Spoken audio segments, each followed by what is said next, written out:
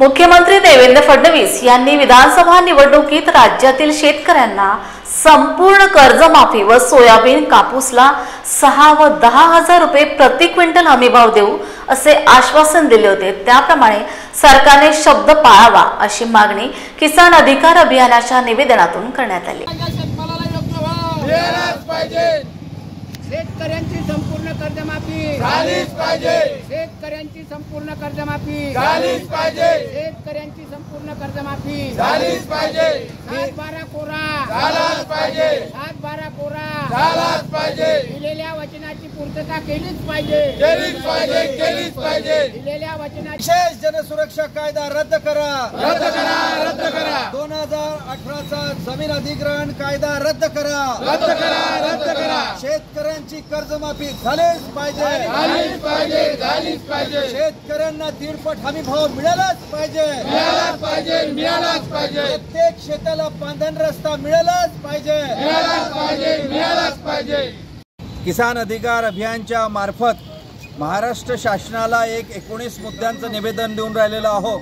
त्याच्यामध्ये महत्त्वाचे पहिले मुद्दे आहे महाराष्ट्र शासनामध्ये जे आज भारतीय जनता पार्टीचं फडणवीसांच्या नेतृत्वामध्ये सरकार आहे त्यांनी जे संपूर्ण कर्जमाफीचं आश्वासन दिलं होतं त्यांना सांगणं आहे की शेतकऱ्यांनी तुम्हाला मतं दिले आणि तुम्ही दिलेल्या आश्वासनांची पूर्तता करा आणि संपूर्ण कर्जमाफी शेतकऱ्यांची करा। त्यासोबतच त्यांनी सांगितलं होतं की सोयाबीनला आम्ही 6 हजार रुपये प्रति क्विंटल आणि 10 हजार रुपये कापसाला प्रति क्विंटल भाव देऊन आम्ही खरेदी करू।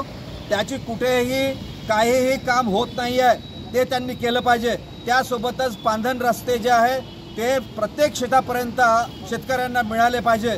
त्यासोबतच प्रत्येक शेतकऱ्याच्या शेतीला पाणी मिळालं पाहिजे आणि त्यासाठी इलेक्ट्रिकचे पंप दिले पाहिजे। जो सोलरचा त्यांनी अधिनियम काढलेला आहे तो रद्द करा। अशा प्रकारच्या 19 मागण्या केलेल्या आहेत आणि त्यासोबतच 2018चा जो अधिनियम त्यांनी जमीन अधिग्रहणाच्या संदर्भात काढलेला आहे तो शेतकऱ्यांच्या विरोधी असून जुलमी असून तो रद्द करा। त्यासोबतच जनसुरक्षा अधिनियम हे जे सामान्य लोकांच्या आंदोलन करण्यावर बंदी आणणारा अधिनियम आहे आणि अभिव्यक्ती स्वातंत्र्याची गळचेपी करणार आहे त्याला तुम्ही रद्द करा, मागं घ्या, हे आम्ही सूचना याच्यातून करतो आणि हे आम्ही आजच्या निवेदनामधून सरकारला सूचित करत आहोत। जर सरकार मान्य नाही केलं तर किसान अधिकार अभियान आणि बाकी सगळ्या संघटना एकत्र येऊन राज्यभर मोठ्या प्रमाणामध्ये आंदोलन करण्याची इथून आम्ही घोषणा करत आहोत।